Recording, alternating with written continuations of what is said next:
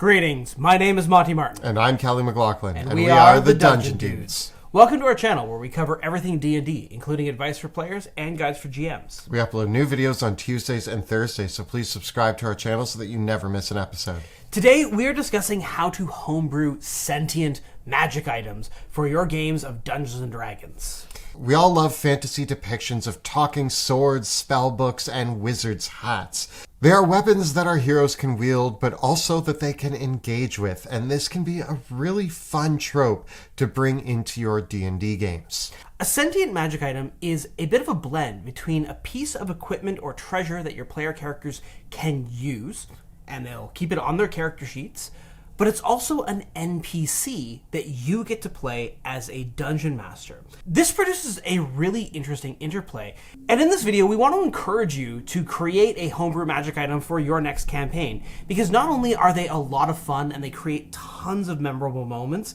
we basically had a sentient magic item, at least one in almost every one of our campaigns, but they really are a useful tool for you as a dungeon master as well. There's a lot to discuss, so let's get into it. One thing to keep in mind is that the Dungeon Master's Guide has some sentient magic items in it. They are usually going to be artifacts. Now, you don't need to include an artifact or a high-level magic item to be a sentient magic item. You can take any magic item from the book or one that you've created yourself and just add some sentience to it to give it a bit of personality and make it a more important part of your campaign. So when you are designing magic items, and we have several videos on how to design magic items or how to choose great magic items for your party, you can just decide, hey, what if this magic item was sentient? What would that mean? In fact, when it comes to the mechanics of the magic item, making an item sentient doesn't necessarily have to bring with it extra powers or properties for that item. There's opportunities for an interesting interplay if you'd like to do that, and we'll talk about a couple ways that you can. But you could simply introduce an intelligent +1 longsword into your campaign. And this is a phenomenal way to make an otherwise everyday magic item into something really, really special and interesting. And you don't have to stop with magical weapons either. We can imagine things like a magical staff or an orb or an rather auspicious ring, or even something like a spellbook, or even magical gloves, perhaps even a magical hat or helmet. All of these items could potentially have some intelligence to them. Although I will say that there is value in having the item be something that is either carried in the hands or worn on the head. There's just something about that makes it really appropriate for a sentient item. One of the great elements about a sentient magic item is that it both plays the role of a magic item that your players get to use, a tool that they can bring into battle, use the magic of, and they get to be in control of it. But it also has a distinct personality and becomes a character that you as a dungeon master get to roleplay. We have heard many DMs include a DM PC as a voice that they can add to the party, help direct them. Maybe it's a newer party and they want to add in a character to help push the story along, or support a gap in the party. For example, a party without a healer might include a cleric PC that the DM controls to help with healing. Oftentimes we've found that this can be really clunky at the table. Not only do you now have to add an extra person into initiative, the DM gets a bigger spotlight when they already have a pretty big spotlight, and really we want to give more to the players and not more to the DMs to have to manage and do, and we don't really need to add anything else to our initiative counts when we go into battle. So a great fix for this is actually creating a sentient magic item. Now, when it comes to combat encounters or using the actual abilities of the item, it's in the hands of the players. But if we need to give a bit of a voice or give suggestions to the party, we can do that through a channeled personality that has its own opinions. So we don't have to be the DM who's sitting there like, I think you guys should do this next. But instead, we can have the magic sword of flames be like, well, if we burn our way in, then that's going to work great. And through this, we get to do some role-playing, engage with the party, which can trigger more role-playing from everybody, but giving them a useful tool to use on their own terms. The players can talk to the sentient magic item, banter with it, and maybe even the sentient magic item can give them advice and can tell them what it thinks they should do. But ultimately, because it's a magic item, the player characters still have a measure of control over it. We'll talk about the contests in a little while. This is somehow far less problematic than adding an NPC that follows the party around all the time. It means that you can give the magic item some powers, so if you think your party needs an NPC cleric to follow around healing them, maybe they just find a sentient staff of healing instead. It gives the party the resource a new tool, but also creates new role-playing opportunities as well, and if you want the item to just shut up for a little while and take a back seat, you don't have to justify whether it's there or not there, or participating or not participating. No matter what type of sentient magic item you are creating, one of the key elements is that you want it to be unique. And so doing so, we can use some of the traditional methods presented in Dungeons & Dragons, and we can give our sentient magic item personality traits, ideals, bonds, flaws, maybe even some specific quirks, and a few ability scores. As we mentioned before, you can really have any rules that you want for your sentient magic item, whether it is a +1 sword or a Staff of the Magi. I think one of the really important things with a sentient magic item is that it still requires a wielder to activate its powers. It's a very different beast if you have a sentient, for example, wand of fireballs that can actually throw fireballs itself, or a sentient dancing sword that can get up and start attacking.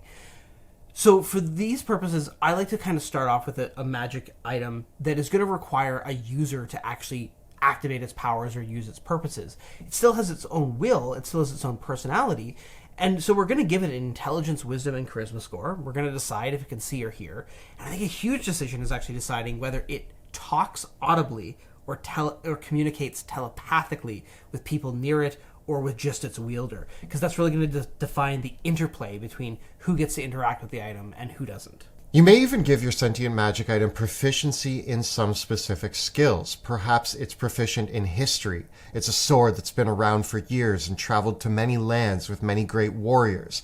Perhaps it's a magic staff that has proficiency in arcana checks. Or maybe it's a really charming robe that has proficiency in persuasion checks. Either way, suiting some of the ability score proficiencies to what the magic item is and what its experience has been as a old magic item might give the players more opportunities to ask it specific questions. For example, with our historical blade, if the characters are stumped with some historical elements or they're looking at an old statue, bringing the blade in and asking it might be a really fun roleplay moment for the party that you get to now dish out some of your lore for your world to the party through your magical sword. This is also going to help you clarify what the item's purpose is and how it became sentient. Many sentient magic items might be sentient because they actually contain the spirit or soul of another hero or adventurer. For example, a paladin spirit might inhabit the blade of a holy avenger, or a wizard's spirit, or memories at least, might inhabit their spellbook or their staff of power. I also really like the idea of a magic item that accumulates personality over time, and this could be an interesting curse. For example, a magic sword that when its wielder dies, the memories and combat experience of the wielder merge with those of the blade itself, and so as the blade has more wielders, it forms kind of this hive mind personality of all of its previous wielders' memories that all come together that give it its power. Does your sentient magic item have a goal or a personal quest that it hopes to achieve? Its last wielder was going on a great mission and died before they could fulfill it, and now the blade is seeking a new hero to pick it up and take it to its destiny. No matter what your magic item is, it doesn't have to be a blade, but thinking of a personal quest or a goal or aspiration that this magic item wants to achieve and pushes the party to fulfill that. It could be something that's very much in line with the direction of the campaign, Or it could be a little wrench in the gears where the magic item actually has something entirely different that it wants to push the party to do. How far you go with this is really up to you. You could have a sentient magic item that is basically a plot device in disguise that is going to set off the next arc of your adventure. Or you could have a sentient magic item that simply has a very strong set of beliefs and principles that inform its purpose. Perhaps a magic sword isn't out for revenge against a specific individual, but that magic sword does want to destroy all dragons. And so it encourages its wielder always to take a course of action that involves slaying a dragon if the opportunity is presented. But other sentient magic items might have a more esoteric purpose in mind. For example, some magic items might value things like knowledge, they might value things like curiosity, or truth, or even deception. And so it's not that the magic item wants a specific thing, it just wants its wielder to act in a specific manner, either with truth, or actually they want its wielder to be evil and murder people, or anything in between.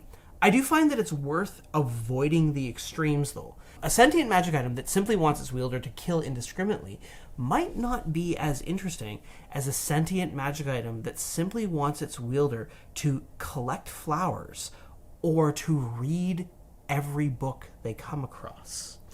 So think about these kind of compulsions that a magic item might have. So I like to think of kind of strange compulsions or obsessions that a sentient magic item might have. These are things that are ongoing and aren't just going to be solved, but they create an interesting obstacle that the players have to navigate around because their magic sword always is obsessed with some specific thing or doing some specific thing. I think that in line with that, when we want to think of our sentient magic items' flaws or conflicts, this is another key component. So not only does it have a quest or goal, but it has its own flaws and conflicts. Now, you want to be careful with your flaws and conflicts because there is a distinct difference between a sentient magic item and a cursed magic item. And if you're making a sentient cursed magic item, that's a whole different ballgame. If you are making an item that is detrimental because of its flaws and conflicts, you're now leaning into a cursed item. If the sword forces its user to slay everybody it sees, that's not a flaw or conflict, that is a curse. Now, if you wanted to, you could make it require a saving throw, otherwise that person has to attack, but you're definitely dealing with a cursed item. You could play around with a personality trait that is counterintuitive to what the item's goals are. But if you're going to do that, you want to make sure that there is opportunity for character development within the item and maybe an adventure or quest that allows the player characters to get that item to a point where it is no longer a detriment. An example might be a sword who has seen far too much battle and doesn't want to do battle anymore. It's a really powerful blade, but the party's going to have to convince it that it needs to go to battle one last time. Or perhaps a magic carpet that can fly, but is afraid of heights. Perhaps it just needs to work on its fear and be told by the party and encouraged and gotten into the air a few times before it can really take off. So there are opportunities to create flaws for your magic item that run counter to its purpose, but there are also just fun opportunities to create flaws for your magic item that just create interesting scenarios. My favorite sentient magic item that I've ever made was Ignatius, the burning blade of truth from our Drakkenheim campaign. Ignatius values the truth above all else, and actually has the ability to project a zone of truth around the blade itself. Ignatius gets enraged at lies, and is very good at detecting lies because of its zone of truth power. This blade poses an interesting problem for the party, because it directs the course of action for the players towards telling the truth. As long as they're telling the truth and generally acting in a righteous manner, Ignatius is pretty happy to be wielded as a sword in battle. And so these kind of complications that aren't detriments, but just pull the party to act in a certain way, in my experience, make for the most interesting sentient magic items. And oftentimes, the sentient magic items that really just totally run counter to what the players want to do end up good for one-session jokes, but not an ongoing presence in your campaign. So when you are thinking of a sentient magic item that is going to be part of the party for a very long time, it is worth being a little bit more moderate with what the flaws are, rather than just going to the extremes of, the sword wants you to kill everybody, the sword doesn't want to be used in battle, the carpet doesn't want to fly. Now, you can also go much lighter with your flaws and conflicts, and I think a great example of that is something like Bob the Skull from the Dresden Files, Yes. where Bob does his work, he helps with potion brewing, all of that, but he constantly wants to get out of the skull and go tour around and wreak havoc on the town. And that really is his flaw, is that sometimes he's just like, please let me go out, please let me go out, and Dresden's like, okay, fine. And then when he needs him, he's not there. It's a fun little quirk that you can give your magic item that maybe the spirit trapped inside can go out for a few hours at a time and really loves doing so. But then the magic item doesn't work during that time, so you need to be careful. Another great example is the magic carpet from the Aladdin films. It's very mischievous, it's very loyal, it's a really cool character, even though it's a sentient magic item that doesn't speak. And I think that this is a cool kind of interplay between sentient items, in that if you have a sentient item that can speak, it's kind of interesting if it can't move. But if you have a sentient magic item that can move, it's kind of interesting if it can't speak. And I do think that the carpet had a very defined personality. Yeah. And that's really what you're going for with these sentient magic items. What would you say the carpet's flaw was? I think it's mischievous nature, and like Aladdin would be a little bit resistant to an idea and the carpet would just bump him into it. Yeah.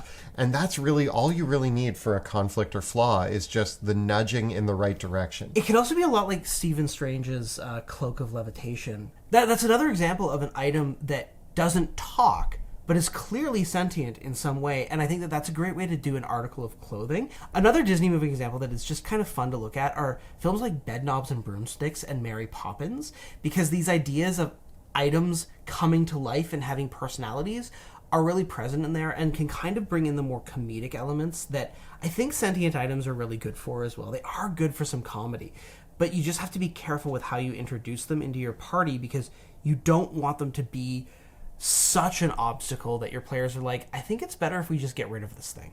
I think that there's so many fun ideas for creating sentient magic items. One of my favorites is actually, as opposed to a personality that contrasts the item, going 110% into what the item is. Down. If you have a flame tongue who every time the party talks to it, their response is to burn their way through it, I think that that's hilarious. I have a magic sword and it tells me to burn things. Yeah. Yeah. The voice in my head keeps telling me to burn things. It's great. Yeah. It's iconic. And like, you know, with the staff of healing that we talked about before, it could have a bit of a interesting personality where we maybe borrow something from House, the show, if you've watched it, Dr. House, or Nurse Ratched from One Flew Over the Cuckoo's Nest. Or it could be like scolding to the party, that it's saying, I'm always patching you guys up. It could be like Doc Bones from Star Trek as well, and kind of have that sighing and attitude towards it of like, damn it, I'm a staff of healing, not a sword of fire. Don't bring me into battle.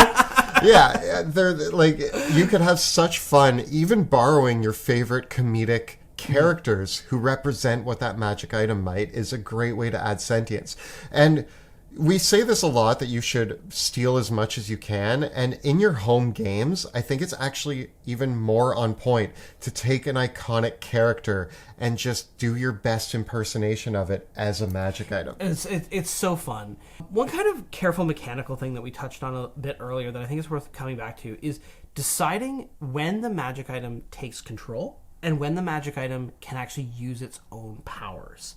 Because I think that the conflict system that's presented in the Dungeon Master's Guide is really aggressive. Like, it basically allows the magic item to exert mind control if you fail a charisma saving throw against the item.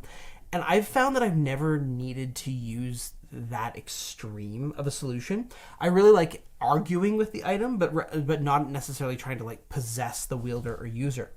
But I do like it when the magic item has some ability to activate its own powers, or refuse it being used by its wielder, or kind of act obstinate in some way, shape, or form. It makes me think of those times when, like, in a video game character or a movie character has an artificial intelligence in their ship or their weapon that gets mad at them, and they kind of have to have the interplay back and forth between it. They're like, come on, buddy, let's do this. Yeah. Yeah. Yeah, I think that there's a lot of fun that can be had that if the players are not working towards the goals, aspirations, or in line with the personality traits of the magic item, the magic item just decides, oh, I'm not going to work for you right now. Yeah, I think that not working is a little bit safer than having the item take control over the players. I would reserve that ability for really powerful ones, and even then, I'd make it rare.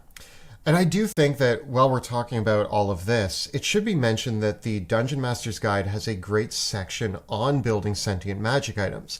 Obviously, you can take or leave many of the options in here, like we're saying. The detriments can be a little risky, but check out the section in the Dungeon Master's Guide because it talks about giving the ability scores, the personality traits, and all of the other components that you need to make a sentient magic item. Yeah, I just think that with the DMG, it presents them almost always as artifacts because we've got Black Razor and Wave and Whelm. Like, they're all legendary, and a sentient magic item does not need to be that powerful.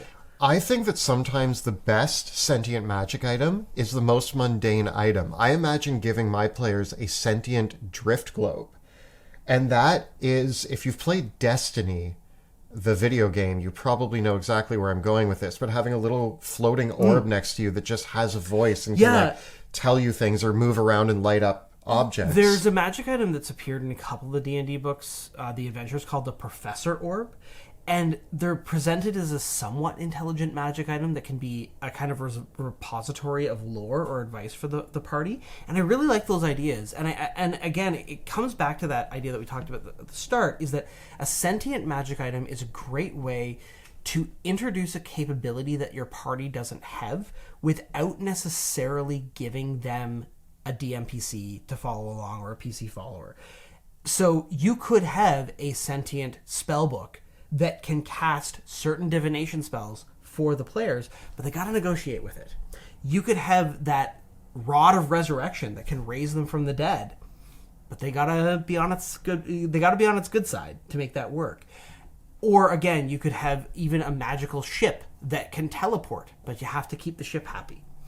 So having all these sort of interplays, it's a great way to kind of gate a new capability or a new power for the party behind an interesting character without making that an NPC, because there's something about, like, sometimes where if you have a special NPC that has a magical ability, like an NPC wizard, the interplay that the party will have with that NPC is going to be different than if it was a magic item. And there's something special about that difference. So this has been a look at homebrewing sentient magic items in Dungeons & Dragons. Tell us about some of the sentient magic items you've created in the comments below. The videos that we create on our channel are made possible thanks to the incredible generosity of our Patreon supporters.